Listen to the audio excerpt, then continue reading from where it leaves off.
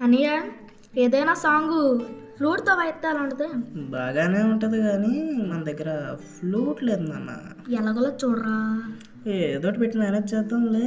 రే నా కోసం ఏ అన్నారు పాట. అలాగే